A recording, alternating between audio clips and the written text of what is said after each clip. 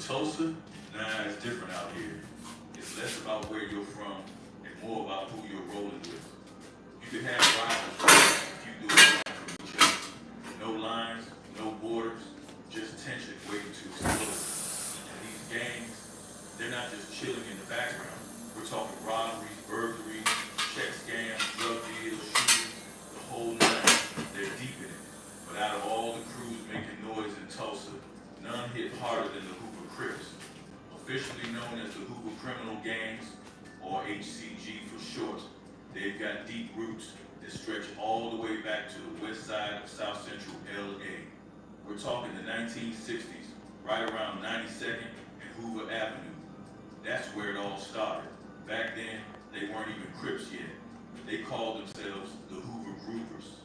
Just a bunch of young dudes from different hoods, same energy, posted up on 92nd, trying to figure life out in a city that was already tough as nails. As the Crip movement started gaining traction over on the west side, especially around St. Andrews Park, the Hoovers jumped in and linked up. It wasn't some formal merger or anything, more like a street-level alliance. Crip culture was spreading fast, and the Hoovers got swept right into it. By around 1973, the Hoover Groovers had fully flipped and started repping as the 92 Hoover Crips. After that, new Hoover sets started popping up everywhere, from 43rd all the way to 112th Street. Each had its own vibe, but they all carried that same Hoover name. Things got sticky in 1979. That's when the major Crip split happened. The Rolling 60s and the 8 trade gangster Crips got into it heavy. It wasn't just a beef, it was a line in the sand. Gangs had to pick a side. If you rolled with the Rolling 60s, you became a neighborhood Crip, also known as a Deuce or 2X. If you rocked with the 8 trades, you were now a gangster Crip, aka Trade or 3X. The Hoovers, they went with the gangsters, repping that 3X proudly. Then came August 1979. Raymond Lee Washington, one of the original Crip founders, got gunned down in a drive-by. Word on the street was that the Hoovers had something to do with it. Whether true or not, the Hoovers was enough to light the streets on fire. Gangs still loyal to Raymond started warring with the Hoovers. And from there, it was up. By the mid-'80s, the Hoovers had built a serious rep, one soaked in violence. Their name stayed in people's mouths anytime a body dropped. Even other Crips didn't rock with them like that. The crack era only turned things up more. The Hoovers got deep into the substance game, thanks in part to connections like Ricky Freeway Ross, who had close ties with the 52 and 74 Hoover sets. That plug helped push them into the spotlight and the heat that came with it. By the 1990s, the Hoovers were tired of the Crip politics. They were beefing with just about every Crip gang in LA, East Coast Crips, Main Streets, the Rolling 60s, the Rolling Hundreds, all of them. So they made a move that shook the streets. They dropped the Crip and started calling themselves Hoover Criminals. It was a rebrand that matched the chaos they were in. The 74 Hoovers were the first to make that change, still keeping the same initials, but switching up the meaning. Meanwhile, the 52nd Hoovers stayed solid with the Gangster Crip title. One thing that stayed the same across most Hoover sets was how they carried themselves. Straight A, B, K, E, B, K. That means anybody killer, everybody killer. They weren't just targeting one group. Nah, it was smoke with whoever.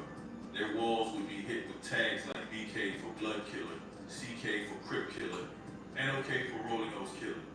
That's how far the beef stretched. Now, when you bring up the Hoover sets in Tulsa, you have to know it's not just one crew making noise. You've got the 107th, 54, 63, 57, and 27 Hoovers all moving strong. But if we're keeping it real, the 107th Hoovers, they're the ones that stand out the most. Not just because they roll deep, but because they're the loudest and most aggressive when it comes to the streets. A lot of young guys looked up to them, and that includes Lakeisha Davis. Lakeisha Davis grew up in Tulsa, Oklahoma, a city where gang culture runs deep, and black kids are often stuck choosing between the streets or trying to walk the straight path.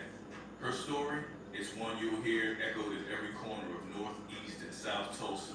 Homes without fathers, fridges barely stocked, moms hustling to make ends meet with food stamps and Section 8. That kind of pressure, it pushes people.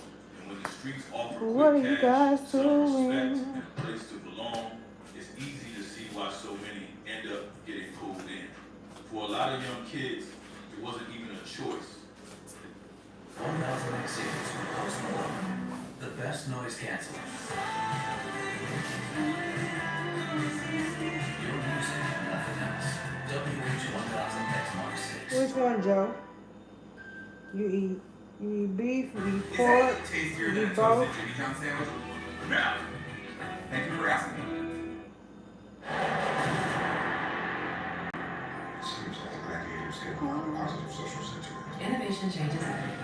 One ETF, one other innovator, remaking the world. People investing directly being considered investment objectives, risk, charges, assessment, and more. Prospectus at investment.com. Our number one priority is to ensure that our clients are able to resume their lives in the best way possible. Living with Crohn's disease and ulcerative colitis. Hey guys, hi. Hi Jeremiah. Hi Brian. Envision being able Dang, to so many of y'all self-inject your was in treatment here? at home. With Syncentra, your infliximab maintenance treatment can be managed in the comfort of your own home. This is a shift that can make a difference.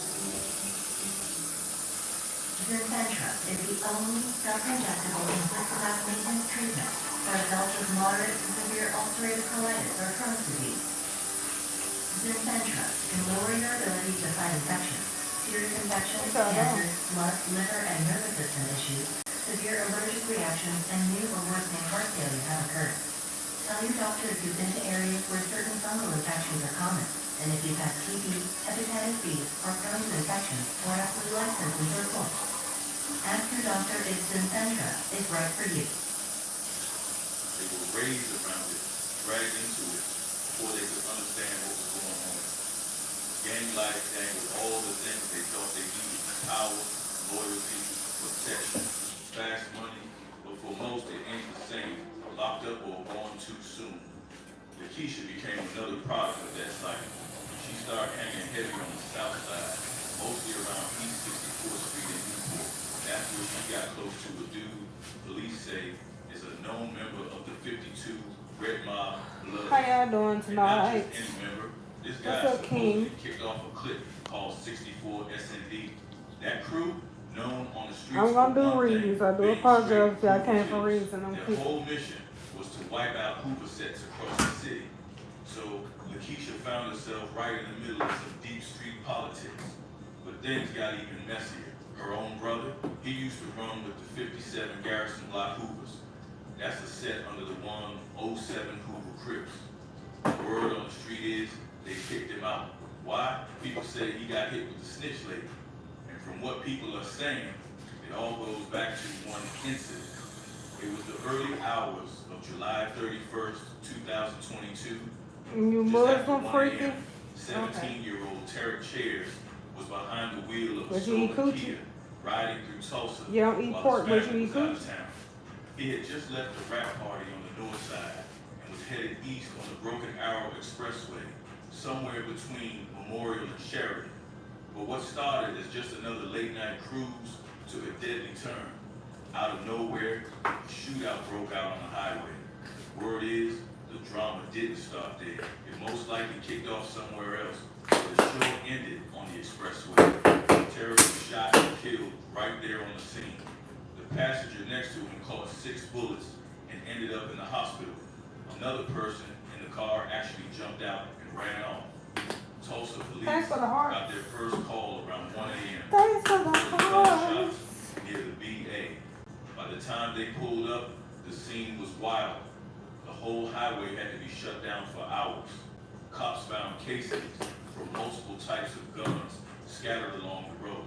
It wasn't just a quick exchange. This was a full-blown shootout that stretched all the way from the I-44 interchange down to about 41st Street. As cops tried to figure out who Tarek was, they traced it back to his social media, and what they found, even his mom was shocked. The boy with the gun to his mother, Tiny, that wasn't the Tarek she raised. Yeah, maybe he posted a certain image online, but the real terror, he was the type to care for his meemaw, check in on his cousins, and love on his younger brothers. She described him as a quiet teen who had dreams of going to college, not someone driven by violence. Tina believed the whole thing came down to pure pettiness. She said it started with teens mean mugging and flexing on each other, and it ended with somebody following her son and shooting him down. Tulsa Police Lieutenant Ms.Chariot, who led the crime gun unit, explained how most of these teen shootings were rooted in drama that started online. Social media played a big role, people throwing shade, making threats, and posting wild stuff just to boost likes and views. According to him, it was all about trying to look tough for the internet, but when these kids actually ran into each other in real life, that digital beef turned into real violence. He shared some examples from local cases. Teens posing with guns, throwing up gang signs, and even placing weapons on a dead gang member's tombstone like some kind of tribute. One picture showed Tarek surrounded by boys like it was a loyalty post. Another had a 12-year-old flashing a hand. That's understandable. So you need beef. Trey Antopoulos said it had turned into a dangerous game of who could be the most outrageous. And too often, that game ended in bloodshed. Tina spoke out, frustrated and broken. She said these kids were getting lost in a fantasy. Social media made them believe they had to play a role, but it wasn't real. She knew many of them personally and couldn't believe what she saw online. To her, violence had become unreal. Yes, I eat beef, Joe. Police weren't just sitting back though. Trey and his team worked closely with other units, focusing on pulling illegal guns off the streets and targeting repeat shooters. They knew they couldn't stop everything, but their mission was clear. Go after the most violent players before the next tragedy happened. But in Tarek's case, there were no arrests, no suspects named, not officially at least. Still, the case stayed open. Police started asking the public for help, dropping flyers, setting up anonymous tip lines, and even offering cash rewards. And once that money hit the table, that's when people really started talking. After a long, steady investigation, police finally made their move. Brandon Jefferson, just 18 years old at the time, and believed to be the driver of the other car involved in the highway shootout, was arrested and charged with murder in August. Then in September, another arrest went down, this time all the way out in Houston, Texas. Police tracked down Ms.Chariot Shanks Gonna get on and hit him with DoorDash. How you gonna charges get on nearly DoorDash, identical sir? to Jefferson's. Both of them landed in the Tulsa County Jail, facing serious time. Not long after that, cops caught a third suspect, Tavion Harron. He got picked up during a traffic stop in West Tulsa, right there in the parking lot of a fast food spot off Gill Creek Museum Road. He was charged with first-degree murder, shooting with intent to kill, and even using a vehicle to fire a weapon.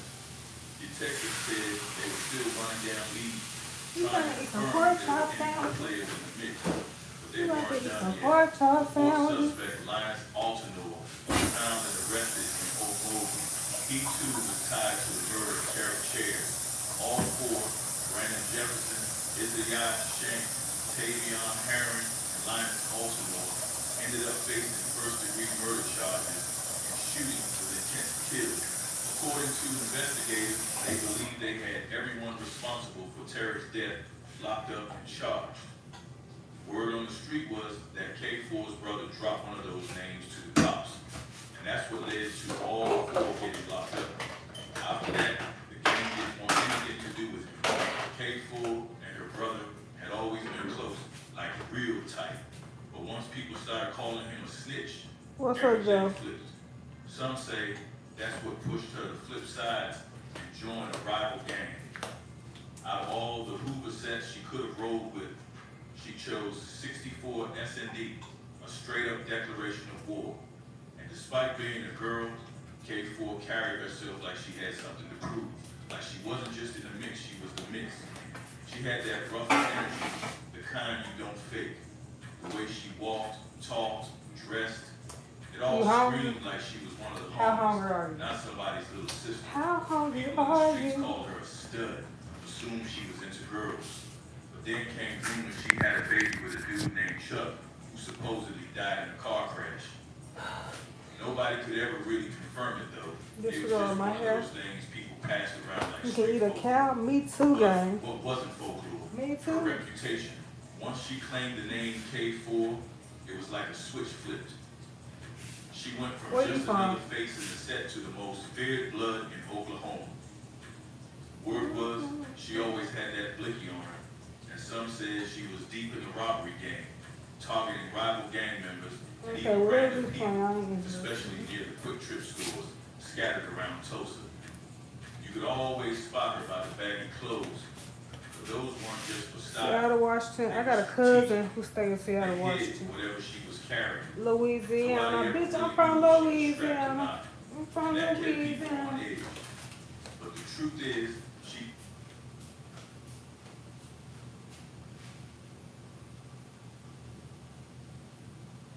These are moments when white hairs come. It's a pleasant investment. It offers high returns and ensures that interest is deposited accurately every month. That's how I would describe it. Well, after retiring, I needed a source of income. While my retirement savings weren't substantial, I was looking for a reliable way to grow them. Yeah, I did a most lot of us who research like to online cook. to find a trust. These are moments when Somebody white don't like hairs to cook. completely crashed out.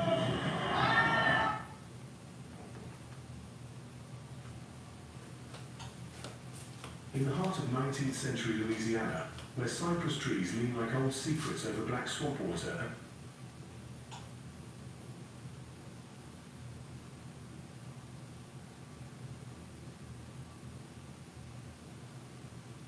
The FBI is on the case of a missing Texas man they say bragged about stealing thousands of dollars. The FBI is on the case of a missing Texas man they say bragged about stealing thousands of dollars from a Mexican cartel and then disappeared just 2 hours later. Nope, I'm single at this moment. I would like today. Powerful in the I Sinaloa would love today. almost the Ain't got nobody today. 70% of the world is infected by this cartel. October 10th, 2010 started like any other day for Martin Coda Monroy. He made a reckless choice to steal from a Mexican cartel that doesn't believe in second chances. That pissed off the cartel and ended up costing him everything. These are 8 times wannabe gangsters messed with the wrong cartels. Rafael Clavel Moreno. He lost everything in a single move, and the man behind it didn't know he just signed his own death warrant. In the late 70s, Palma got caught smuggling drugs in Arizona. The sentence was 8 glad I years could see my behind TV bars on in the a kitchen. United States prison, but prison wasn't what broke him. 'Cause I couldn't see That it part from came the later. other house. After serving his time, Palma came home to find that the world he left behind had been shattered. His wife, Guadalupe, was gone. So were his 2 children. And the man responsible wasn't just a stranger. His name was Rafael Clavel. Clavel wasn't some rival kingpin or hitman. He was a smooth talker, charming, calculated, and hungry for power. He had seduced Guadalupe, convinced her to drain $7 million from Palma's accounts, and vanished without a trace. But his betrayal didn't end there. After taking the money, Clavel strangled Guadalupe in a San Francisco hotel Can you hit the room. like, please, and Cold, share? calculated. Then Can he you crossed the subscribe line to no the one channel? imagined could be crossed. Please. He took Palma's children to Venezuela and threw them from a bridge. Ooh. That single act didn't just take lives, it lit a fire that would consume everything in its path. Grief twisted into fury. At first, Palma believed his old boss had a hand in the killings. That suspicion exploded into a brutal war between cartel factions. Bodies turned up everywhere. Streets ran hot. But the truth surfaced soon enough. Clavel had acted alone. No orders, just greed and arrogance. From that moment on, Palma became a man with one purpose. Clavel's allies began to vanish. One by one, they were tracked, cornered, and erased. When Clavel was finally captured in Venezuela, he didn't face justice in a courtroom. Under Palma's instructions, he was tortured, torn apart, and left to die in pain that no words could capture. That wasn't revenge. It was a lesson. a warning etched in blood for anyone who thought betrayal came without consequences. Flavel wasn't a cartel boss. He was a con artist who thought charm could get him a seat at the table. But he touched something sacred, and he paid in full. Years later, another man thought he could outsmart the system. His name was Martin Cota Monroy, just a small-time player. He stole a heavy stash, over 400 pounds of marijuana, along with meth, and told his bosses the Border Patrol took it. He ran to Chandler, Arizona, thinking the border would protect him. Gonna make some pork chop sandwiches. On a quiet October night in 2010, men entered his apartment. Thank you. posing as I ain't got no friends. lights up there. They didn't Okay, just end fine. We his got life. one light. They turned the place into a warning. One light. He was beaten and Something ain't beheaded. right. Something ain't What they right. left behind wasn't just a corpse, it was a message. If stories like this keep you hooked, hit that subscribe button. We've got more real ones, more betrayal, and more brutal endings coming your way. And that includes L.A. Capone. Puerto Rico gang. Imagine a city once booming on oil wealth crushed under a wave of blood and terror. Back in August 2023, something deeply disturbing came to light. Authorities stumbled upon a horrific scene. I figured it. 13 bodies He hidden lied. inside Somebody, he likes to freezers, lie. packed He lying. tightly in trucks, all found in one of Well, for Mexico's Robin most lying. dangerous states. Alongside the bodies was a chilling note, a warning from a name that sparks fear in the criminal underworld. CJNG. That kind of discovery stays with you. It's the kind of thing that could break a person mentally. But what led to this nightmare? Let's rewind. Costa Rica, once known for its rich oil reserves, has turned into one of Mexico's deadliest war zones. The city bleeds from street to street as criminal groups battle over control. And leading the charge with ruthless precision is the Jalisco New Generation Cartel, better known as CJNG. This isn't just another gang fight. This is a high-stakes conflict, pitting an international crime powerhouse against deeply rooted local groups that won't surrender easily. Despite their resistance, one thing became clear. CJNG was gaining ground fast, leaving a trail of blood and fear behind them. At the center of their push into Costa Rica stood a feared figure, Necio Elemento. Known for storming into new territory without warning, he didn't waste time talking or threatening. He simply wiped out anyone in his way. Costa Rica, located in Veracruz, was never going to be an exception. Still, this city wasn't like the others. Here, the streets already belonged to people. Local gangs, many with connections to the old Zetas cartel, had been operating for years. I'm They had 39. built networks, I just formed turned political 39. ties, and embedded themselves so deeply Yes. that removing them I'm would really take more 39. than brute I'm really force. 40. One of these Pushing resistant 40. groups was Los Dios, We are pushing made up of 40. ex-Zetas, breakaways from CJNG itself, and remnants from Grupo Sombra. They weren't the largest force in Mexico, but they had the advantage of familiarity. They knew the terrain and had support from corrupt police officers, shady politicians, and smaller crime rings. Yet CJNG had no plans of slowing down. They entered the city with brutal tactics, public killings, surprise attacks, police targeted in broad daylight. In no time, Costa Rica began to look like a war zone. Mutilated bodies were left out in the open as warnings. Fear became the new currency. Even law enforcement found themselves torn. Some tried to protect the city, others turned away, or worse, joined the cartel quietly, driven by fear or money. Anyone who dared resist CJNG often ended up dead. Then came El Coco, a name that carried weight on both sides of the conflict. Once a soldier under Zeta's commander Pro El Piccini, Gonzalez Perez, Coco rose through the criminal ranks. After his former boss was eliminated, he aligned fully with CJNG and became their enforcer in Costa Rica. His presence only intensified violence. He led coordinated hits, organized ambushes, and made sure CJNG's grip tightened with every passing day. But Los Dios didn't back down easily. They hit back. They targeted CJNG vehicles, killed corrupt officers, and launched their own deadly ambushes. What followed was total chaos. The police force began to crumble. Many officers quit, either out of fear or because they'd switched sides. Whole communities became trapped, caught Oh, it look between totally two different like ruthless this. forces. Butter pecan. Executions became routine. Tastes like coffee. In one gruesome moment, It several tastes like- dismembered corpses were stacked together Like coffee beside a with cream CJNG in it. banner. Tastes A like message coffee for with everyone cream. to see. Resistance See, wow. meant death. Los Dios responded by wiping out a police convoy Oh my that God, was that was helping wasting CJNG. The response came fast. El Coco and his men hunted down Well, that's for anyone my dead suspected homies. of working with the enemy. Let me get They that didn't up. ask questions. They just acted. But CJNG had too many resources, too many soldiers, and far more firepower. The resistance was tough, but it was starting to crack.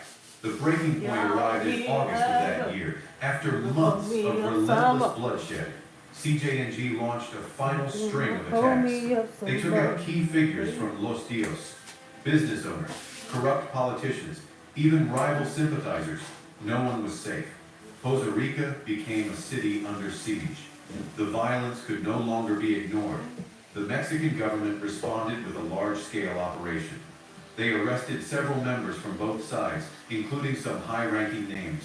The news made waves. But on the ground, nothing really changed. CJNG had already won. They didn't just defeat the resistance, they humiliated it. For the everyday people still living in Poza Rica, there was no victory to celebrate. Only survival. Shops shut down, families escaped. Those who remained lived in silence, afraid to even whisper about what had happened. Even with arrests, CJNG's control didn't fade. They had carved their name into the city's bones. Eric Tadeo Ramirez. One careless phone call turned Safe Haven into a death trap for Eric Tadeo Ramirez. It all began with a boast, a reckless, casual remark over the phone that would cost Eric Tadeo Ramirez more than he could have imagined. March 24th, 2023, Laredo, Texas. Ramirez is on the line with a woman, just talking. On the surface, it sounds like a normal conversation. But then, out of nowhere, he drops a bomb. Yes, He brags I like about pork stealing steak. $50,000 I know how to cook from steak. Cartel del Noreste, the Everything. kind of group I'ma whose cook name steak on alone here one sends day. chills through people who know what they're capable of. But Ramirez wasn't done. He laughed, said he was safe now that he'd crossed into the United States. He thought being in Laredo, just across the Rio Grande, meant he was out of their reach. He believed the cartel wouldn't dare follow him into American soil. And if they did, surely law enforcement would protect him. That was the moment his fate was sealed. Because cartels don't follow the rules. They don't recognize borders, and they definitely don't forget. Especially not when someone mocks them publicly. Not long after that call, a blue pickup truck pulled up outside Ramirez's place. Armed men wearing masks didn't waste a second. They didn't knock. They stormed the house, grabbed Ramirez, and dragged him out screaming. No one could stop it. No one tried. They threw him into the truck and headed straight for the border. The route? The Juarez-Lincoln International Bridge. The same one that connects Laredo to Nuevo Laredo, CDN's turf. And what happened there was caught on camera. As the truck crossed the bridge, Ramirez made one desperate move. Bloodied and terrified, he pushed the door open while the vehicle was still in motion and hit the ground hard. For a brief second, he tried to run. Maybe he thought he had a shot, but that hope ended just as fast. One of the kidnappers jumped out, sprinted after him, caught up, and dragged him back. The truck door slammed, and Ramirez was gone. That was the last time anyone saw him alive. Damn. Now in Mexico, inside cartel territory, Ramirez was no longer a man. He was an example.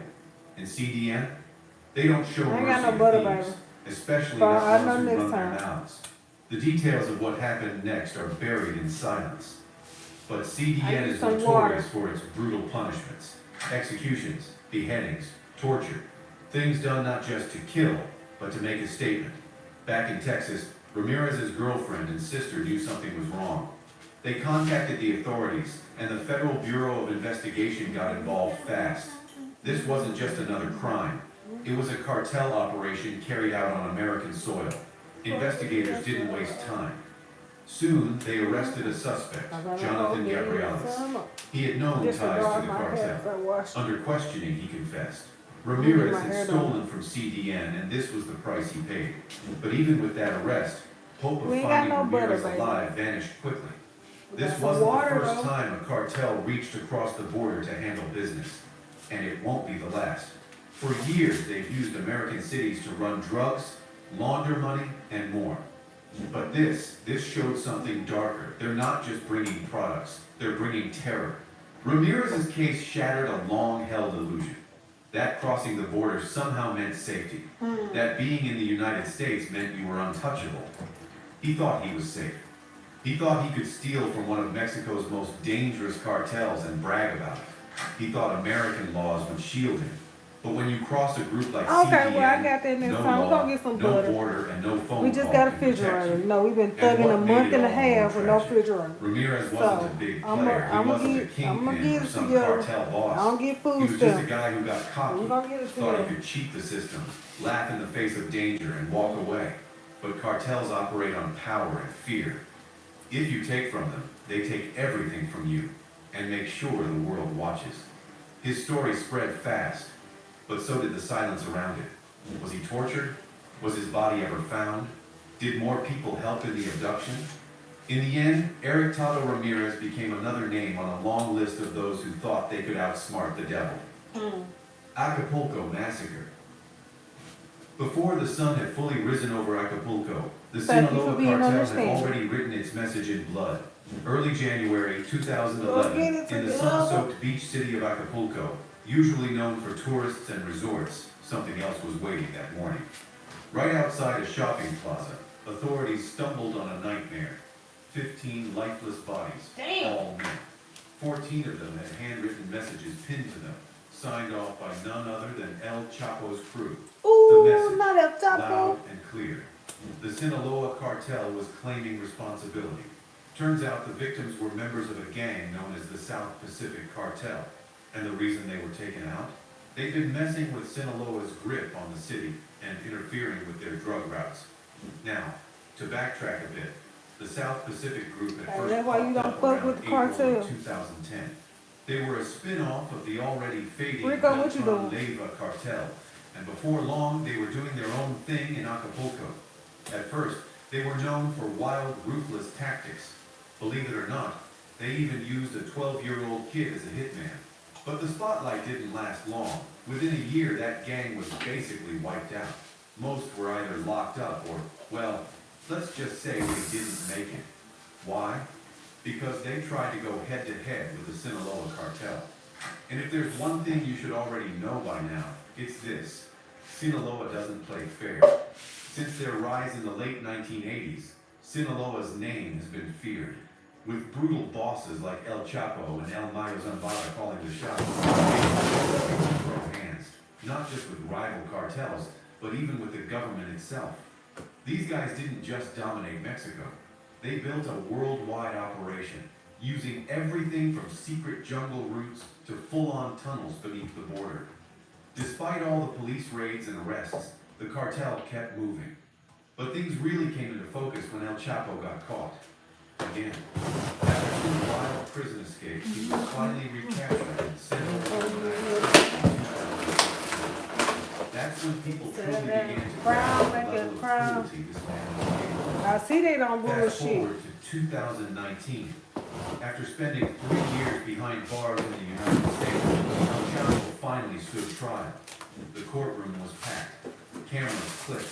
So we gotta brush for the butter next time, His former okay? bodyguard, Get the Valdez butter. Rios, known on the streets as Memon. When Memon took the stand, he didn't hold back. According to him, I'ma Chapo cook. wasn't I'm just gonna a make. boss. He was I'm gonna make me some bloodthirsty. garlic butter Didn't with care some if you were a mixed, stranger or someone close. with some If he felt betrayed, I'm gonna it get was some game mixed over. garlic He and told butter the and court make about a it. moment I'm that make burned some itself steak into his memory. 3 men, former and probably cartel some associates, grill, had jumped ship to join a rival group. garlic bread. Chapo found out, and he made an example of them. Memon said Chapo beat them for hours. No mercy. Bones cracked like dry twigs. The men couldn't even lift their heads. They were like broken dolls on the floor. And even then, Chapo wasn't done. He kept striking them with a stick, with his weapon, whatever was in reach. Later, the victims were dragged to a clearing where a bonfire raged. Before ending their lives, Chapo reportedly looked each one in the eye and cursed them. Then, with 1 shot each, he ended it. But he didn't stop there. He tossed their bodies straight into the flames and told his crew he didn't want a single bone left behind. A town called Vengeance. They asked for help. No one came, so they fought back. And what followed shook the cartel to its core and made headlines around the world. It all went down on a cool day in early December, specifically the 8th of the year 2023.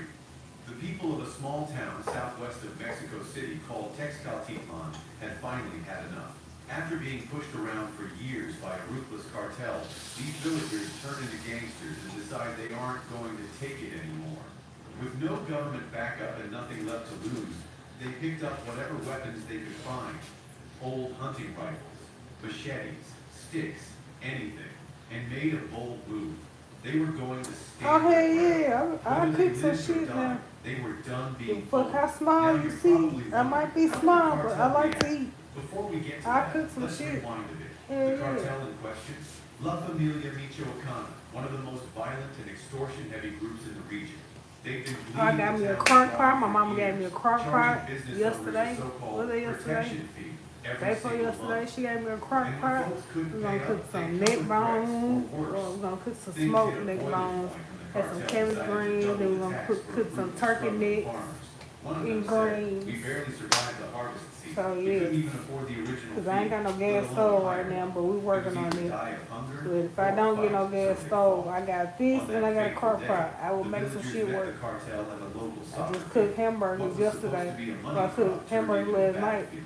The cartel For me and my came daughter, heavily she armed. gonna eat Some hers even tomorrow. wore I already thick ate mine. military uniforms to intimidate, but the villagers weren't backing down. You funny They as came fuck. ready, determined, and People furious. love saying Then, shit to me. bang, Thinking a I'm gonna single believe that shot shit. rang out, and chaos exploded. I'm gonna cook What turkey. followed was I'm gonna nothing cook some short turkey of war. necks. Farmers I with could makeshift boil some weapons turkey faced wings. I down could trained cook some turkey killers. wings too. By the end, 14 men We're lay gonna do dead, that with some 4 of the rice. villagers, We're gonna cook and some 10 turkey from the wings cartel. and rice. Among the dead, the Cause I cartel's need to make global out. It boss, seems like I need to make out a man menu known as Comandante Payaso, or around this Commander bitch. Clown, the And very we just one gonna who'd been cook on raising the camera. extortion tax.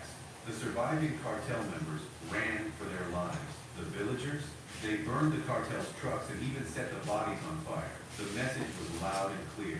Afterward, one villager said bitterly, "We warned the Mexican army. We told them we wouldn't pay anymore. We begged for help. No one showed." Their cry for help had fallen on deaf ears. But once the smoke cleared and the news broke Oh my God, I'm nationwide, running out of the papers. whole thing spiraled into a political mess.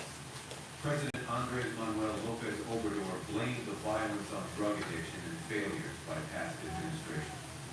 He said young people had been left behind, and the solution was love and not war. But his opponent, Xochitl Galvez, wasn't having it.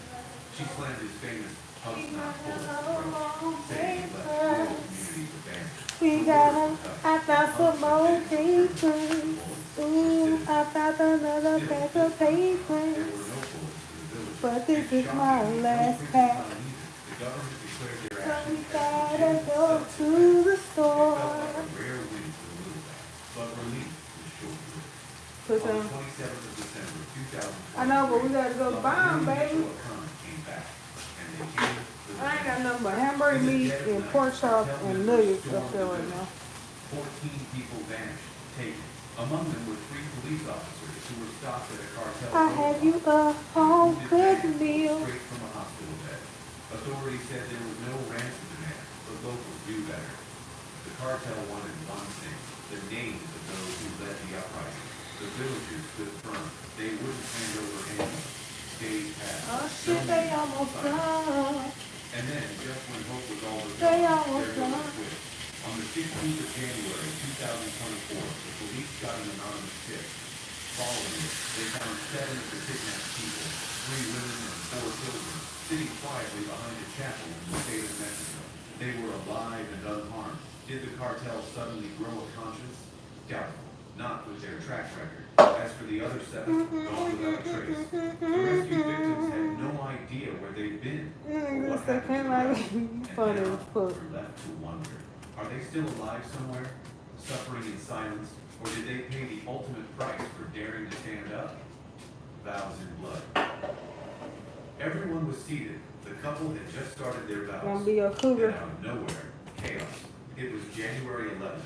The sun lit up the small town church where Ken Elizabeth Yepes Ortiz was glowing in white, eyes full of dreams. She walked down the aisle like any bride would, believing she was stepping into forever. But as her vows hung in the air, something darker crept into that sacred space. Just as she was pledging her love to the man at the altar, chaos erupted. Armed men stormed the church and opened fire. Panic spread like wildfire. Ken collapsed, a bullet tearing through her while her groom was dragged away by the attackers. He wasn't just any man. He was known on the streets as El Calamardo, a feared drug boss. But that wasn't all. Do I get to stay at home? Do I get to stay at home and write poetry and make content and try to plan out our dreams and try to plan out our lives for the rest of my life? Their enemies were no ordinary street thugs. They were up against CJNG, short for the Jalisco New Generation Cartel. Despite being relatively new in Mexico's crime scene, CJNG quickly Do I earned get to its try to write reputation books for sheer and stuff brutality. like that? The Mexican government sees them as the second most dangerous Do I cartel get in the country. to get out the The matrix? U.S. even ranks them among the world's top 5 I'm transnational tired of this criminal shit. threats. Their leader, Nemesio José Cervantes, better known as El Mencho, started off wearing a police uniform, but once deported back to Mexico from a U.S. prison stint, he rose like a ghost no one could pin down. Today, there is a $10 million bounty hanging over his head. His reputation, ruthless, cold, and terrifying. Y'all be so To full El of shit. Mencho, violence is more than a tool. It is It's an sad. obsession. His influence bleeds into every level of CJNG. His foot soldiers, who call themselves the elite group, pledge loyalty with blood and fire. They have left a trail of horror across the country. We're talking about mass killings, beheadings, acid torture, and even cannibalism used to initiate new recruits. One evening in Veracruz, during peak traffic, they dumped 35 tortured bodies in public for all to see. In another chilling act, they tied explosives to a father and son and filmed the detonation, laughing in the background. The madness didn't stop there. They once targeted a young girl, believing she was the daughter of a rival. Do but I she quit wasn't. my 9 That to didn't matter. 5? So who would dare stand against this Do I monster get of to a stay cartel? alive? Apparently, someone did. Kim's brother, Jose Okay, Antonio Yepes that's what's Ortiz, up. known as El Oh, Maro, ran a gang can that I be a specialized partner in the stealing clothing fuel from state business? pipelines. I have a lot of His crew ideas. has been at war with And I have my CJNG for own, years. That war intensified my when the own threatening logo narco banner appeared, that demanding the president that I've pull already out formatted federal forces copyrighted, from so Guanajuato can't nobody steal or it from face me. more bloodshed. The I wanna banner make carried clothes the name too. of El Maro's gang, but he denied any involvement. He I want to do claimed stuff like CJNG that. I don't want to work for white sparked folks no chaos. more. I'm tired of this shit. El I'm Mencho tired of was working for once white folks. I'm his tired name of tossed around listening the to a way. motherfucker talking to He me decided crazy to and I can't say retaliate by shit back to sending you a and you brutal talking to me message. like I'm stupid and What shit. better way to I strike than can't take turning this El shit no more. Maro's sister's wedding into a massacre? The groom vanished. Kim lay lifeless. El Maro ran, but he wouldn't be free for long. In August of that same year, security forces caught him during a joint raid. Many thought this would be the end of the Hell Santa yeah, they Rosa make clothes and gang. shit. Then Hell there was yeah, a I'll be twist. your In cool. January 2024, a photograph spread like wildfire across Mexican news outlets. A woman, 'Cause I'm believed gonna to be the help new leader with of the that. gang, had emerged from the shadows. She was accused of coordinating massacres, police ambushes, and even a party bloodbath that left 11 people dead and 12 more injured. The most unsettling part, that woman looked exactly like Kim. Whispers began to swirl. Could she have survived the church attack? Was her death staged to fool CJNG until she could rebuild and strike again? Official records never confirmed her death. Authorities remained tight-lipped. No funeral photos, no public statement, just silence. Whoever this woman truly is, one thing is clear. She's challenging one of the most vicious cartels in the world. And if there's anything we know about CJNG, it's that they do not forgive and they never forget. La Capone. He was just getting started, and then it was over. Les Capone, born Leonard Anderson, was a rising rapper from the south side of Chicago who had only begun to carve out his place in the drill music scene when tragedy struck. He wasn't just another voice in the crowd. There was something sharp about his delivery, something real in the pain behind his lyrics. Signed under Lil Durk's Only the Family, he dropped gritty tracks like Play for Keeps and So Loud, songs that made people stop and listen. He wasn't rapping for the clout. He was rapping for his life. At just 17 years old, El had a growing fan base and a real shot at making it out. But making it out of the streets of Chicago, especially in the height of the drill movement, wasn't just hard, it was almost impossible. On the night of September 26, 2013, You was not gonna tap back in, you just talking. Stony Island Avenue. He had just finished another session, focused on the dream he was chasing. You As was he walked not outside, serious about someone was waiting. getting with A me, gunman stepped out serious and about fired. nothing. Lay was shot No, in the I'm not thigh telling and you lower back. nothing. He tried to run, fighting to stay Why would on I his tell feet. you what He it collapsed is? behind No. a building nearby. He was rushed to Northwestern Memorial Hospital. Hours later, the city lost another young voice. He didn't make it. Authorities later charged 3 men in connection with his murder, believed to be tied to gang rivalries. Some said it was his lyrics that It made him looked like a target. logo. Others claimed it was a long-standing beef. Maybe it was both. Whatever the reason, the result. Now I'm not telling you what The teenager with raw what, talent it shouldn't tried matter, to it's use my his logo stage though. too soon. Like, His it's story mine. became another reminder of how fleeting It shouldn't life matter can what be it look for like. young I don't know black what men yours trying look to like. rise from violence they See never that asked X? for. What Playing yours for look money like? didn't No. get the time he And you deserved. the one who But already even now, started his your music business. still echoes through the speakers I ain't of even those who started remember. yet. His I voice just have filled with ideas. hunger and heartbreak. And I know what I Never want. truly left. Allies turned ashes. Ain't no wow. What looked like trash on a bench turned out to be a brutal You was gonna message share to the yours with entire me? cartel world. On a quiet morning in March. Well, you should have led with that first. You should have been like, hey, my logo is this. What's yours? 2021. A body wrapped so tightly in black plastic that the officers Yeah, you could be lying about your on the logo. scene thought it was a discarded mannequin. But as they got closer, the truth began to unravel. I don't know, it's hard to trust people. People get on here and say some shit. Someone feared. 2 blood-soaked Don't mean poster shit. boards were stabbed I mean, into the shit they plastic saying, just kitchen saying rack. some shit The message was just to be chilling. talking. It named a man Just known to on hit the streets themselves as talking. Cholo. His real name was Carlos Enrique Sanchez Martinez, once a top figure in Mexico's criminal underworld. But who was he really? And how did a man with so much influence end up abandoned on a public bench like a broken toy? El Cholo wasn't always a hunter. At one I'm point, just he was tired of running people for lying and pointing and Rumors doing he was some second shit and in saying command some of the shit. CJNG, one of Mexico's I'm most just dangerous tired. cartels. That's all it But is. something shifted. Greed, ego, maybe even betrayal. Whatever the reason, El Cholo made a fatal move. He allegedly ordered the killing of Marcos Hernandez, known as El Colombiano, who managed CJNG's finances. El Colombiano had So you reportedly ain't even got to share uncovered yours with dirty me, guys. secrets about I El wouldn't even be Cholo's mad. side and ran straight to El Mencho. Rather than face the storm, El Cholo broke away. He formed his own gang, Nueva Plaza. But don't Backed believe that financially nobody by the rival say. cartel, he waged war against his former brothers. The violence escalated. Territories became Okay, Rico. battlegrounds.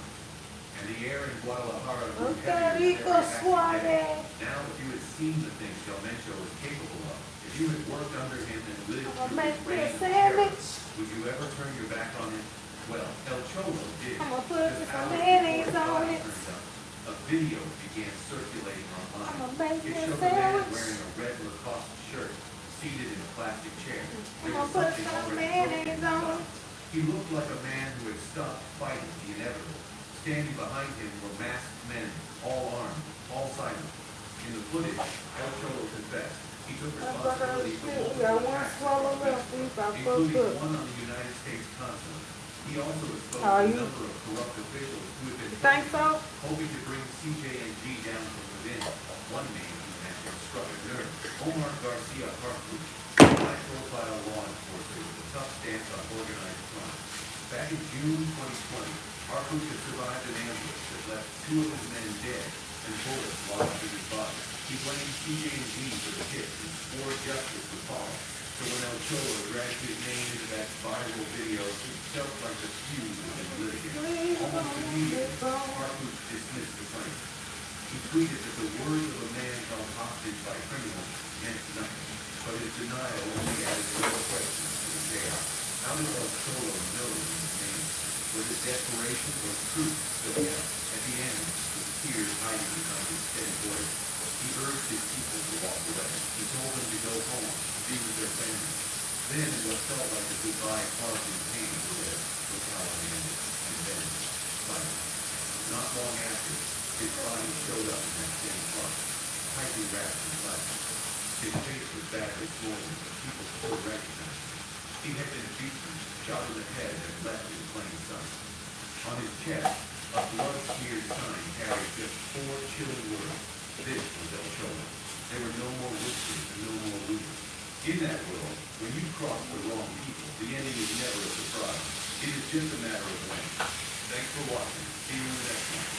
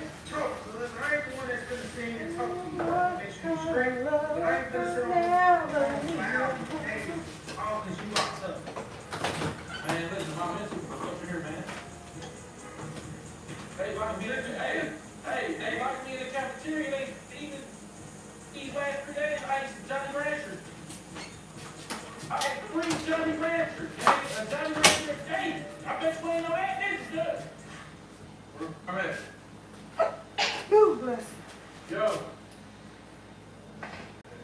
Yo, I can't see nothing. Oh, damn. Can I hear you, see? Yeah, I'm good. What's going on, man? What's going on, boss, man? Hey, so you got some legal representation here with one to speak with you. Okay, perfect. I can hear you. Okay, how you doing? What's your name? Kitty Lamar. Kitty Lamar, how you doing?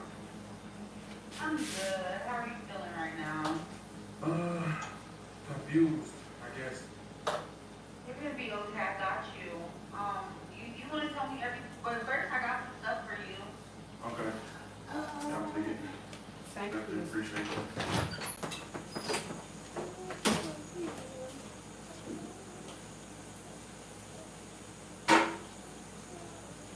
Thank you. You could send me clothes over too? Yeah.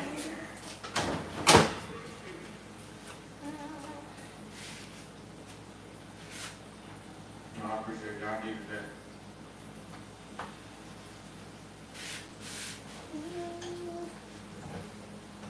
Just right on time.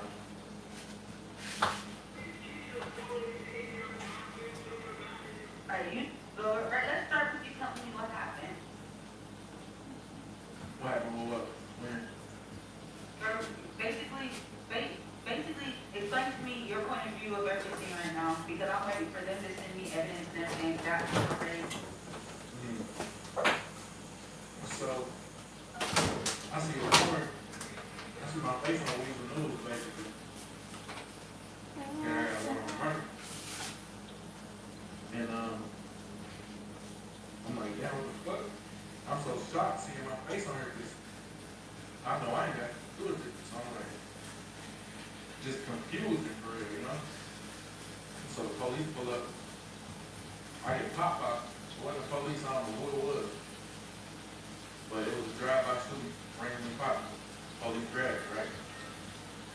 Yeah. They take me to field, and then they take me to the station. So while I'm in the backseat of the car, somebody shoots the police station up. I get hit. The people who shot it up grab me. What? Oh, They take me somewhere into the woods to rob me for everything. And then, you know, I ran to somebody else's neighborhood where I turned myself right. The police pulled up, shot me with a 6x6. That's all my family. hey, give me one second. pay for law. You said what? You said how was it looking? Looking good. I got a, got two more questions to ask and some questions to start. I need to do everything to get this pay for off and get him out of here. Alright, cool. Your family checks on you a lot. Yeah. Alright, I'm waiting for them to send me more evidence to everything so we can just start this off. I'm gonna say everything and we drop this. There's no reason why they should have just came and shot you. I just need all the specifics and everything. We're coming out with your statement and stuff. And your family checks. They told me they going off, rapper. Who's about that? Rapper. You're a rapper? Yeah. Did they tell you the specific lyrics? They did. It was a song called Back There or something like that. No, it's for men and women. You know, I don't see nobody watching Keanu Reeves. Men, women, kids. When a mass shooting happened, that's what that was played time with. Nobody going after that. Now, if I write certain stuff, it's gonna be for that, you know, for that section. Like if I say something, you know, that's more kids, if I put something on the shirt with the logo, like write something on it then. But as far as, it's for everybody. It's for everybody. It's rated T. Got something to do with that or? Can you give me your first class? It's rated Card?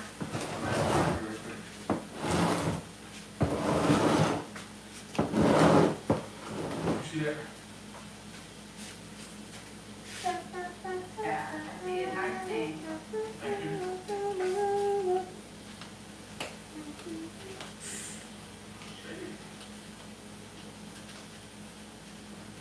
Okay, so you do have a record. You have a good record. What is it? 10 minutes work. Why have you not taken got your record player? Why have you not utilized your record player? I don't know. When you ask like that, I feel like I'm in trouble. Well, you're not in trouble. It's just that your record, you got 2 separate cases of insomnia. They're trying to use that against you. After this, you need to clear your record. Seriously. How about you clear my record?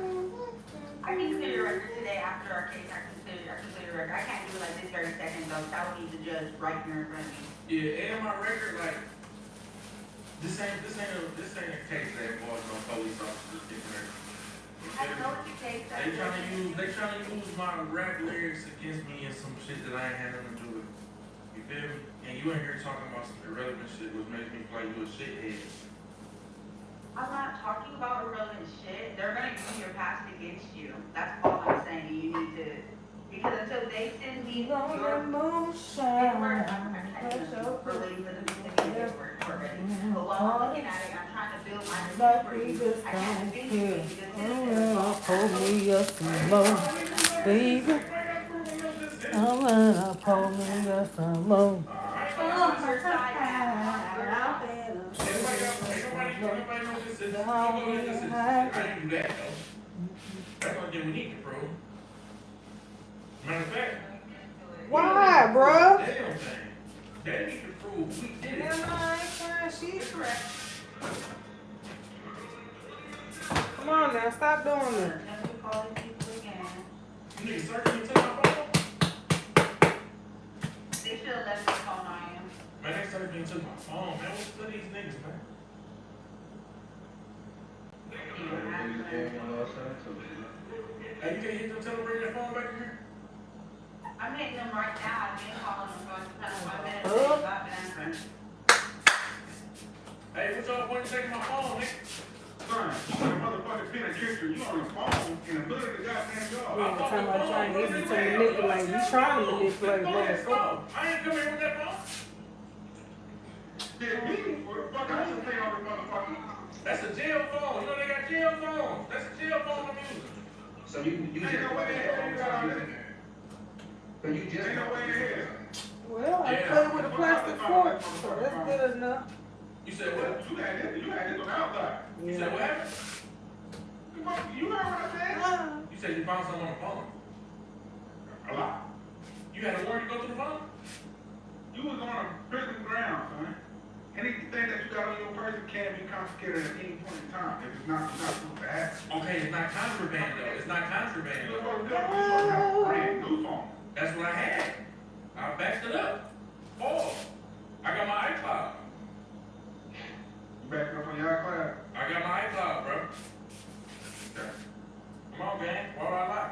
You gonna Mr. Little Drake? Appreciate it, bro. Yes, sir.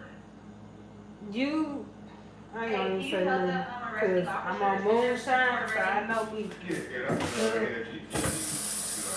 Y'all niggas mad 'cause he's in jail. The I'm right just gonna shut it up. You did that song with Big Tyrone? Man, Big Tyrone gets that I'm very just gonna under shut it up. The judge already in? I think he's still on the plane too, so we just waiting. Alright, nice flight, nice flight. Yeah, man, I'm sorry about that. You good? How long you about to be? That's what we're trying to figure out right now. Nobody's gonna sit around and call us now. We'll call the judge. Gonna get all that evidence in there, Mr. Dallas. getting that client home. Hello? I think he's going. Mr. Judge Cooper. Yeah, Judge, is that Chief Officer? Yes, we got an individual that, he's needing a case hearing, so, we just need to watch your availability, so we can go ahead and bring him up there. I don't wanna snap on you. Okay, perfect. All right, perfect, the judge. It ain't about me snapping on you, it's about stuff you saying. Judge, is it? Okay. The judge You Cooper. out there done Julio? Oh, so we both fucked up then. All right, perfect.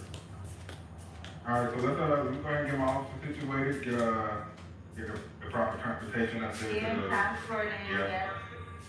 Get him clothes and everything, so he can be dressed. yeah. Appreciate y'all, We're gonna make sure he's good to go. Alright, perfect, I'll see you guys at the courthouse. All righty.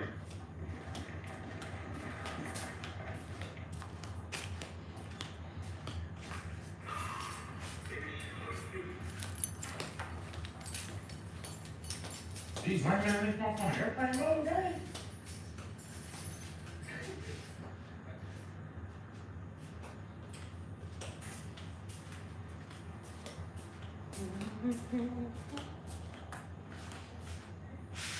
I'm just gonna two-step.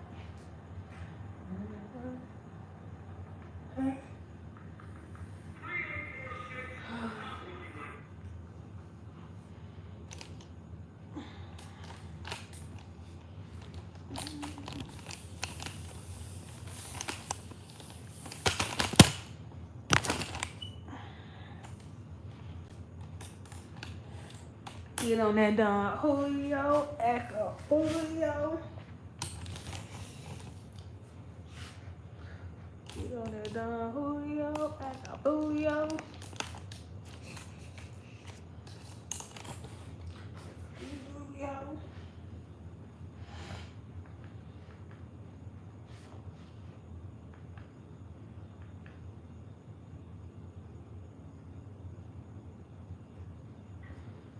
Yo, I'm gonna tell y'all a story about how my homeboy got turned out. So, I was about 15 and I had a homeboy who was 17. His name was Velvin. You remember? Vel?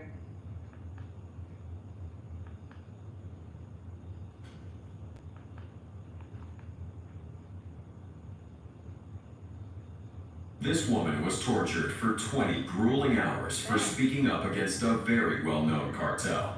And then she was dumped in a jail cell and slapped with a fake lawsuit to have her silenced permanently. But what she did next shocked everybody, including her torturers. Here are some times cartels messed with the wrong influencers.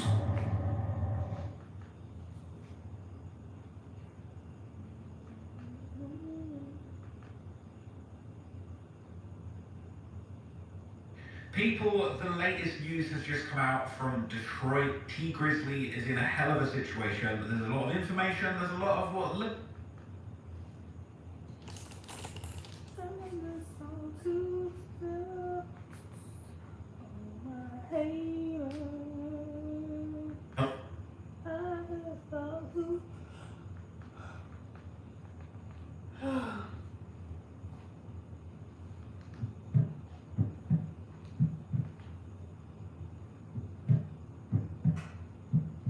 Did you know that in ancient India, cannabis wasn't just a plant, it was called Vijaya, meaning victory over suffering. Okay. Or that Egyptian priests secretly used it to speak with gods. Even the Bible hints at it. Psalm 104:14 says, "He makes plants for the service of man." Rastafarians believe this refers to cannabis. But here's the shocking truth. We've been using it wrong for centuries. Modern science now proves what shamans knew all along. Weed doesn't just relax you. It rewires your brain to access higher states of consciousness. UCLA studies show it boosts alpha waves, the same brain frequencies found in deep meditation. Johns Hopkins discovered high doses can trigger ego death just like psychedelics. And Israeli research found 70% of PTSD patients healed by facing their trauma while high. But there's a catch. Most people use weed to escape pain. They smoke, laugh, and forget. But ancient mystics used it to remember, to see past illusions, awaken psychic abilities, and even activate Kundalini energy. Thoth, the Egyptian god of wisdom, hid a secret ritual in his texts, one that could raise your vibration permanently with just one use. And today, for the first time, we're revealing it. If you've ever smoked and felt time slow down, or suddenly understood life's deeper meaning, that wasn't just a high. That was your soul waking up. But without the right intention, weed can become a trap, dulling your energy, lowering your vibration, and keeping you stuck. That's why you need to watch until the end. Because what if I told you there's a way to use cannabis just once, not to get high, but to stay high, to unlock visions, heal trauma, and access a state of peace that lasts even when you're sober. This isn't theory, it's ancient science backed by modern research, and it's waiting for you in this video. Don't skip ahead, every minute matters. And if you're ready to transform how you see this sacred plant, hit like, subscribe, and let's begin. Your higher self is waiting. For thousands of years, cannabis wasn't just a plant, it was a sacred bridge to the divine. The ancient Hindus called it Vijaya, meaning the conqueror of suffering, and wrote about it in their oldest spiritual texts, the Vedas, over 3,000 years ago. They believed it could dissolve fear, open the mind to higher wisdom, and even help people communicate with gods. Meanwhile, in Egypt, priests burned cannabis as incense during rituals, and some researchers believe the legendary Book of Thoth, a secret text of mystical knowledge, may have contained cannabis rituals for awakening the soul. Even the Bible hints at its spiritual use when it mentions herb for the service of man. But here's what most people don't know. Cannabis wasn't used to escape reality. It was used to see reality clearly. Modern science now confirms what the ancients knew. THC, the active compound in weed, interacts with our brain's endocannabinoid system, the same system that regulates mood, memory, and even spiritual experiences.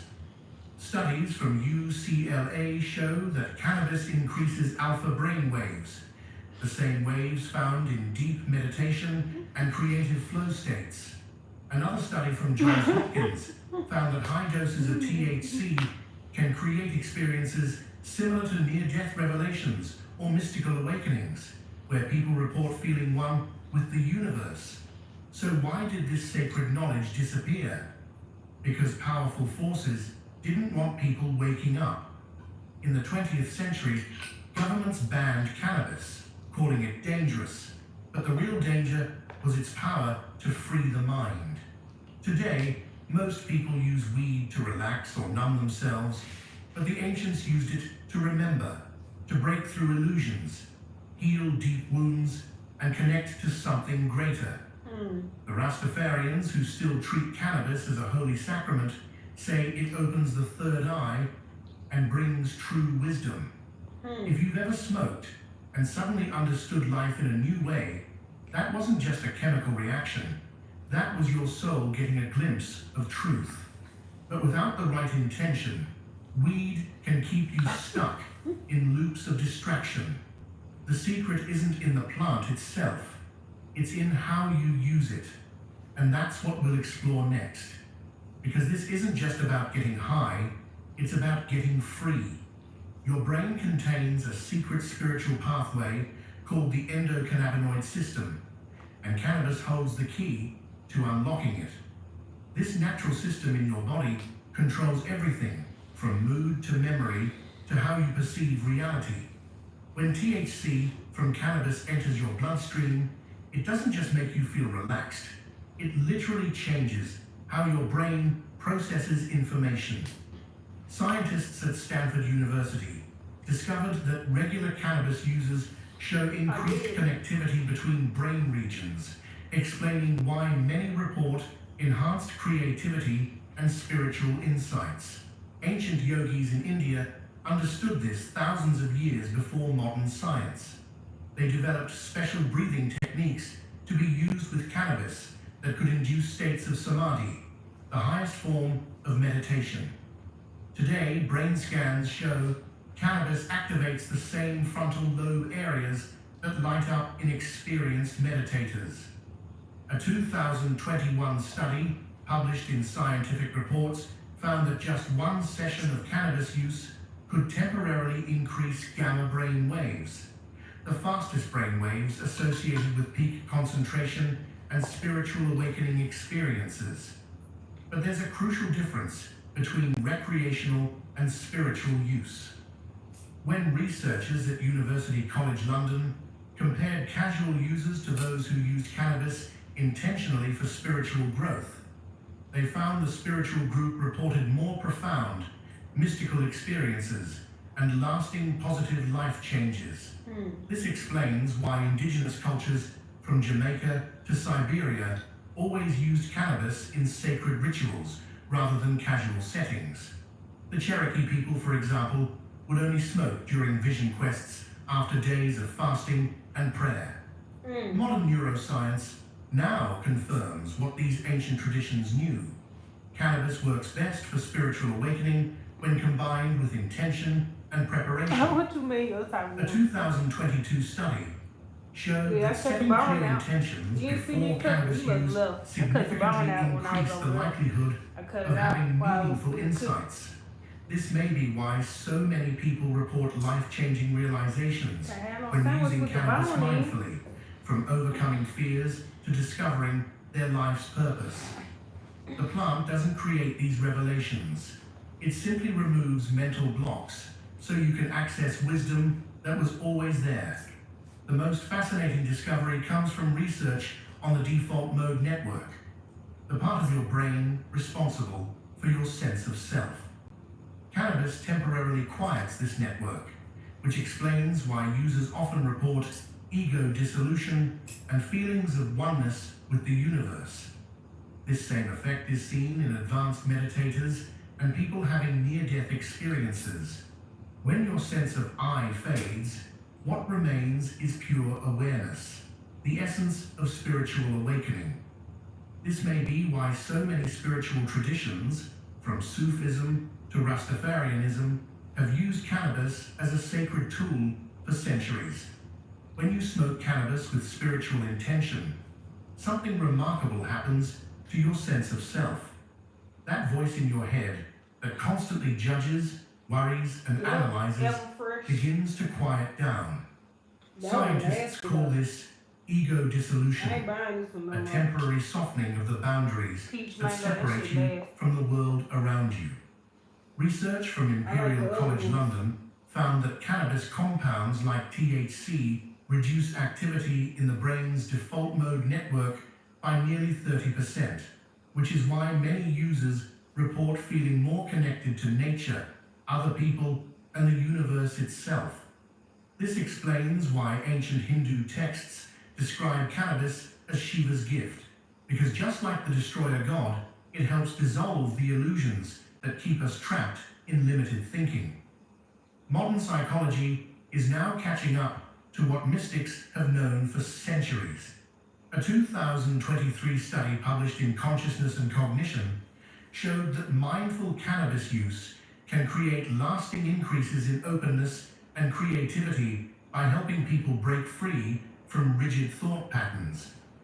Participants reported seeing their problems from new perspectives and feeling more compassion toward themselves and others.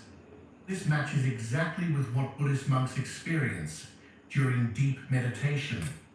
That same sense of the observer disappearing, leaving only pure awareness. The secret I ain't lies taste the blue in one how yet. cannabis I'm gonna get that affects next time. our perception of time. Neuroscientists at the University of California discovered that THC alters time perception by changing how the hippocampus processes memories. This explains why minutes can feel like hours during a cannabis experience, and why many users report profound insights about their life's direction. When time slows down, we finally have space to see ourselves clearly without the usual mental noise. Ancient Mayan shamans used this effect during vision quests, combining cannabis with rhythmic drumming to enter trance states where they could access higher wisdom. But there's an important warning that comes with this power. Without proper preparation and setting, cannabis can amplify fears instead of dissolving them.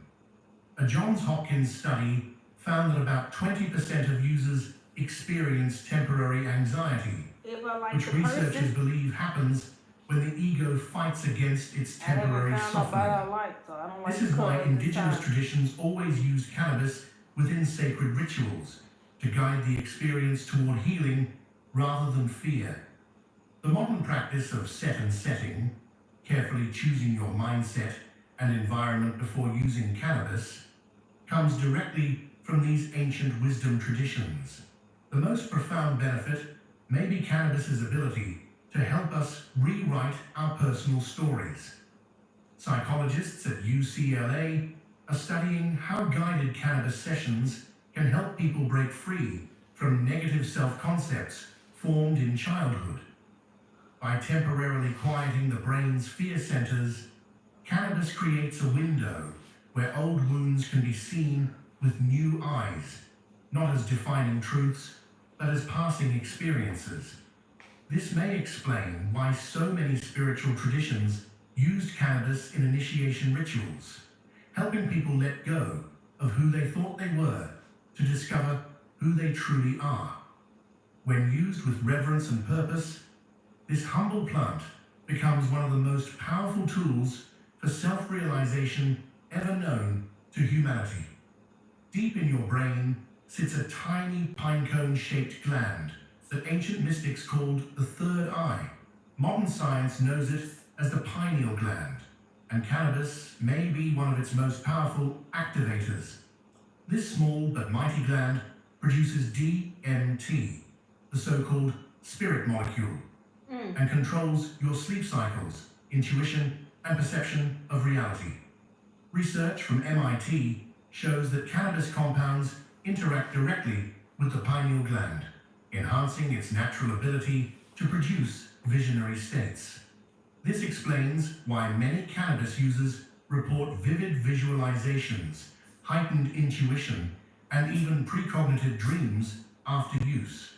Your third eye is literally waking up.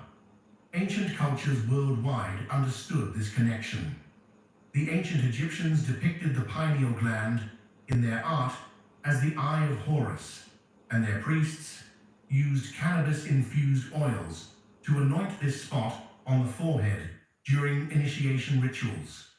In India, sadhus, holy men, have used cannabis for centuries to enhance their meditations and develop siddhis, supernatural abilities like clairvoyance and telepathy.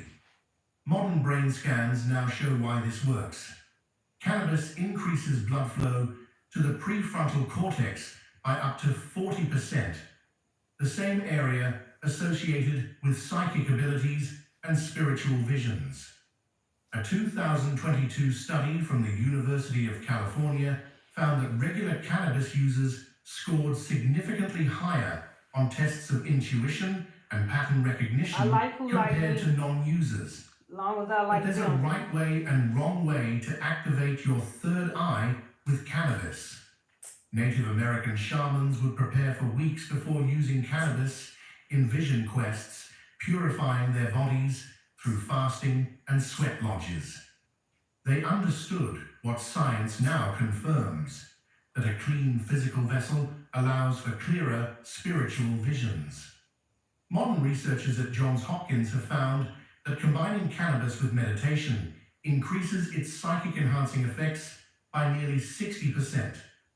This may explain why so many people report sudden insights about their life path or solutions to long-standing problems during cannabis-enhanced meditation sessions. The most fascinating evidence comes from dream research. A study published in the Journal of Psychoactive Drugs found that cannabis users who take tolerance breaks experience incredibly vivid and prophetic dreams as their pineal gland rebounds with increased activity. This mirrors exactly what Tibetan Buddhist monks report during advanced dream yoga practices. The ability to maintain awareness in the dream state and receive spiritual guidance.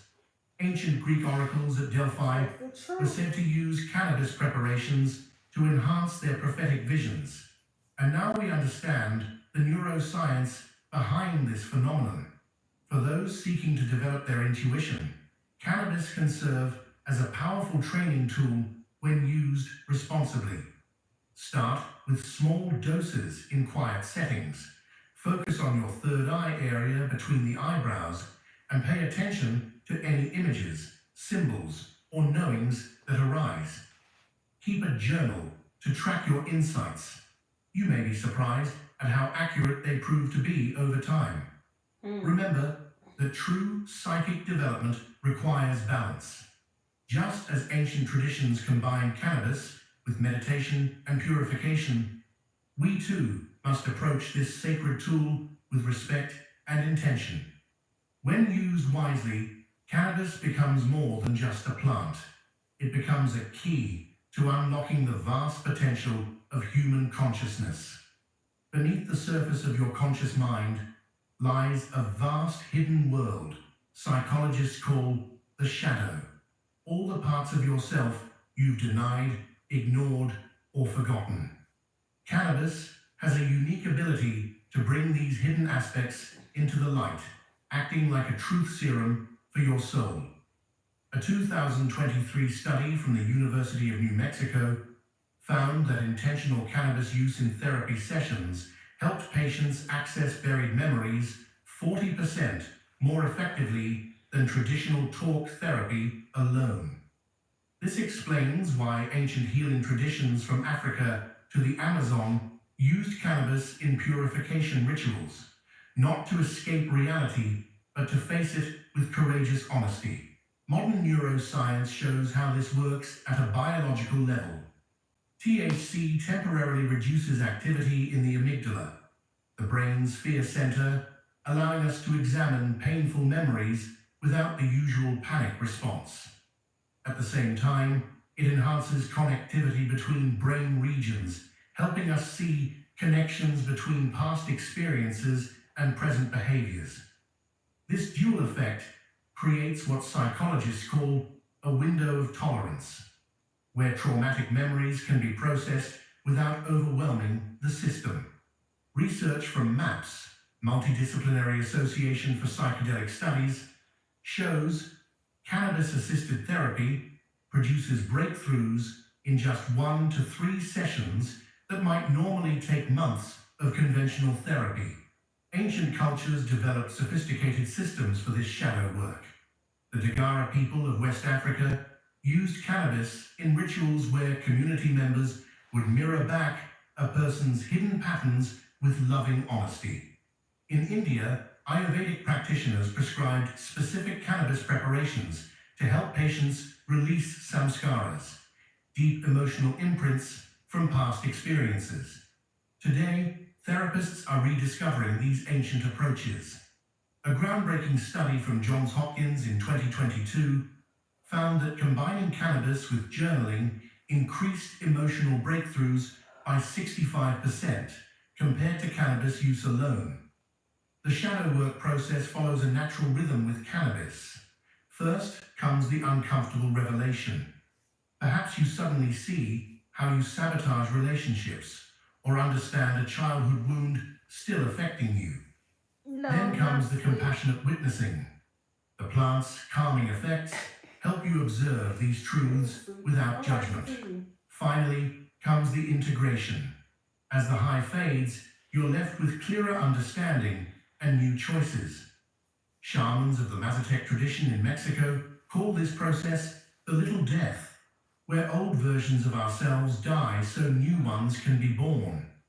Modern research confirms cannabis is particularly effective for specific shadow work applications. A University of Washington study found it helps break addictive patterns by revealing their emotional roots. Veterans with PTSD report cannabis helps them process traumatic memories safely. Even couples in crisis find it unveils hidden relationship dynamics. But the key is intention, approaching the experience as sacred medicine rather than recreation. As psychologist Carl Jung taught, until you make the unconscious conscious, it will direct your life and you will call it fate. Cannabis, used wisely, becomes a powerful ally in this liberating work of self-discovery. The most profound healing happens when we combine cannabis with other shadow work tools. Try using it before. Journaling to access deeper truths. Art therapy to express buried emotions. Or mirror work to practice self-acceptance. Ancient traditions always paired plant medicines with rituals. Lighting candles, setting intentions, creating sacred space. These practices signal to your subconscious that it's safe to reveal what's been hidden. When we approach cannabis with this reverence, it becomes more than a drug. It becomes a mirror showing us who we truly are and who we might become. Deep within you flows an invisible river of energy that ancient cultures called many names: prana, chi, or life force. Modern science measures it as bioelectricity moving through your nervous system. Cannabis has a remarkable ability to make this energy flow more powerfully, often creating physical sensations of warmth, tingling, or waves moving through your body. A 2023 study from the University of Arizona found that cannabis increases electrical conductivity in the body by up to 28%, explaining why so many users report feeling energy surges during their experience. This matches exactly with what yoga masters describe as Kundalini awakening, that rising serpent of energy that climbs your spine when spiritual blocks dissolve. Not a lot, but ancient energy workers understood cannabis as a powerful tool for balancing the body's subtle systems. Taoist alchemists in China used cannabis in combination with breathing exercises to stimulate qi flow through meridian pathways. Ayurvedic practitioners in India prescribed specific cannabis preparations to clear blocked nadis energy channels centuries before. Modern science confirmed these pathways exist. Today, researchers at the HeartMath Institute have measured how cannabis can help synchronize your heart rhythm with your brain waves, creating what they call psychophysiological coherence, a state where your entire system vibrates in harmony. The most For real. profound energy effects happen at the chakra centers. A landmark study from Brazil in 2022 used advanced biofeedback devices to show that cannabis significantly increases energy flow at the third eye and crown chakras in 78% of users. This explains the common reports of head pressure or forehead tingling during cannabis use. But there's an important balancing act. While cannabis That's probably why excels they at spraying shit activating on the upper damn chakras, shit now. vision, intuition, connection to spirit, it can sometimes disconnect users from their root chakra, grounding, stability, physical presence. This is why indigenous traditions always combined cannabis with grounding practices, walking barefoot on earth, hugging trees, or eating root vegetables after ceremonies. Modern energy healers are rediscovering these ancient applications. Physical therapists report cannabis helps patients become more aware of blocked areas in their bodies during sessions. I want that. Reiki practitioners Keep find this shit. it amplifies both their I'm gonna ability to speak to sense what I know. energy and their clients' ability to feel the healing flow. Even massage therapists notice clients on medical cannabis release muscle tension faster as energy blockages dissolve. But the real magic happens when you combine cannabis with conscious breath work, a practice now being studied at Stanford University for its ability to induce mystical states. The rhythmic breathing patterns help guide the cannabis-enhanced energy where it's needed most. For those seeking to work intentionally with cannabis for energy awakening, start with small doses in a quiet space. Okay. Focus on your breath, moving up your spine with each inhalation. Notice where you feel warmth, tingling, or resistance. These are signs of energy moving or blocked areas needing attention. Ancient yogis would use cannabis before pranayama, breath work, to amplify its effects, and modern science confirms this combination can produce states of expanded awareness similar to advanced meditation. Remember that energy work with cannabis is about gentle awakening, not forceful pushing. When approached with patience and respect, this sacred plant becomes one of the most powerful tools for experiencing your true nature as pure, flowing energy. The most exciting new research comes from studies on cannabis and the vagus nerve, the body's information superhighway connecting gut, heart, and brain. Scientists now believe many of cannabis's healing effects come from how it stimulates this crucial nerve, which controls relaxation, healing, and spiritual connection. This may explain why so many users report heart-opening experiences and deep feelings of love during their sessions. As we continue bridging ancient wisdom with modern science, we're rediscovering what spiritual traditions always knew.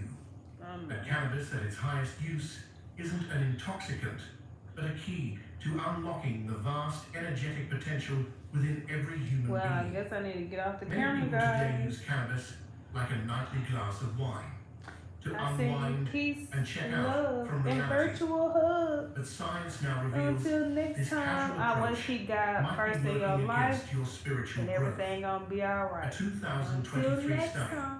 from the University of Colorado found that daily recreational users showed 22% lower dopamine sensitivity compared to occasional users, making it harder to Get on feel in the natural morning. joy. I'm about to get up Brain early. scans showed their prefrontal cortex, the area linked to higher doing thinking reading. and spiritual connection, actually became less active over time with heavy use. This explains why so many regular smokers report feeling spiritually stuck, even while using cannabis frequently. Ancient traditions understood this risk well. The Vedas warned that cannabis could become both medicine and poison depending on how it's used. Modern research confirms their wisdom. While intentional spiritual use can expand consciousness, habitual recreational use often does the opposite. A study tracking 500 long-term users found that those who smoked alone for escapism showed increased anxiety and brain fog, while those who used it mindfully in groups for spiritual purposes reported greater life satisfaction. The difference comes down to 3 key factors: intention, dosage, and integration. Dopamine plays a crucial role in this spiritual trap. No, I don't Every think so. time you get high, just to numb emotions or pass time, you're training your brain to rely on external chemicals for relief, rather than developing inner peace. Neuroscientists at UCLA found that chronic users who quit reported higher spiritual awareness after just 30 days as their natural dopamine systems reset. This matches ancient purification practices, where seekers would abstain before sacred ceremonies to increase sensitivity. The problem isn't cannabis itself. It's using it as a shortcut rather than a sacrament. The modern world adds another challenge, combining cannabis with unhealthy habits that amplify its draining effects. Research shows that pairing weed with junk food, alcohol, or screen time creates what scientists call energy leakage, a measurable drop in the body's biofield strength. Traditional cultures always combined cannabis with nature, meditation, or creative expression, activities that raise vibration rather than lower it. A 2022 study found that users who replaced TV time with nature walks, while high reported 60% more spiritual experiences and lasting positive effects. But there's good news. This trap can be escaped. Start by noticing why you reach for cannabis. Is it to avoid feelings or to deepen them?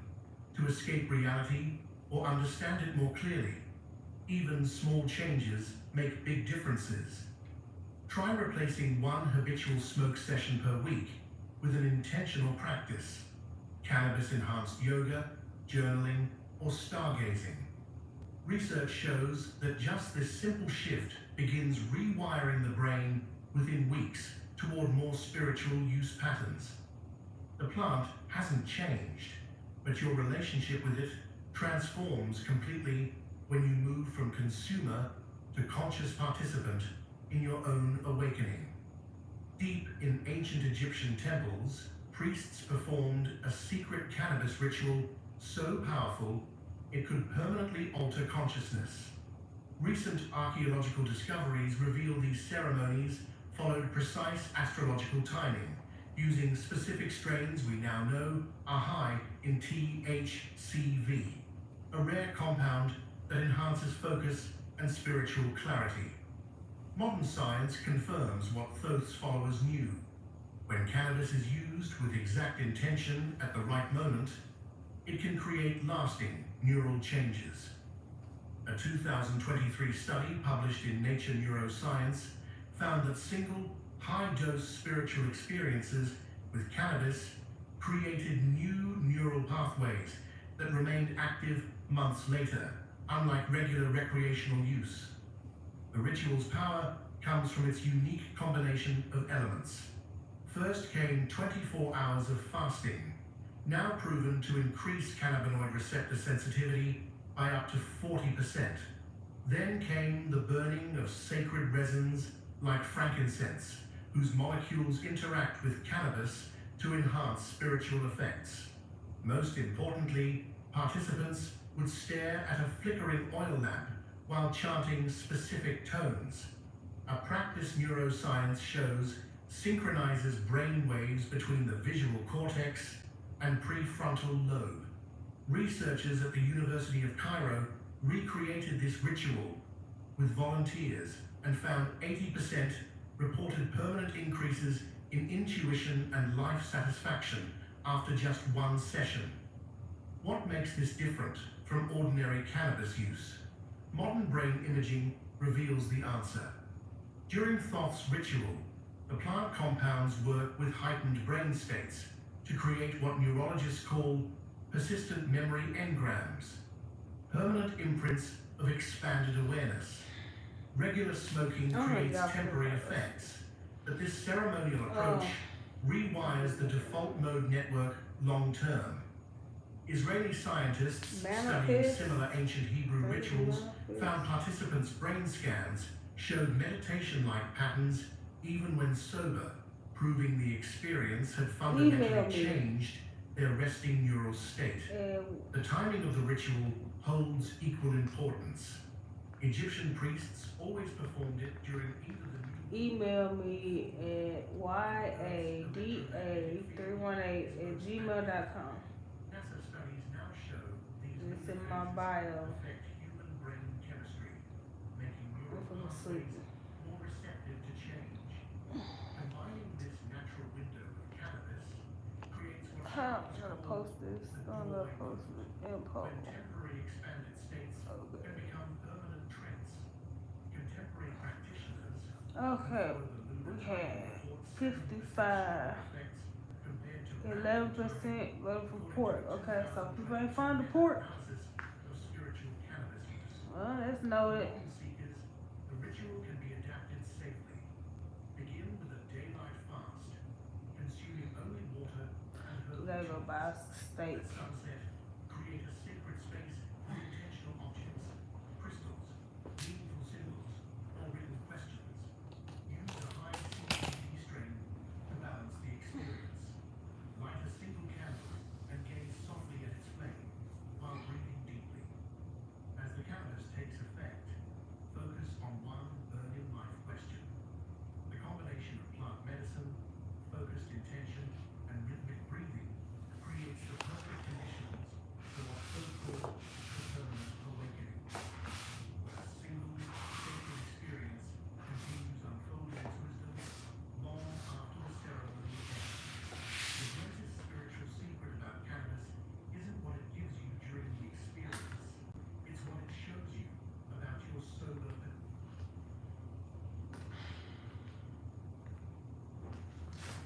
Oh.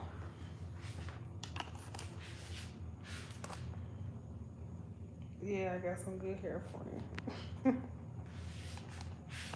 Yes, I got some good hair for you.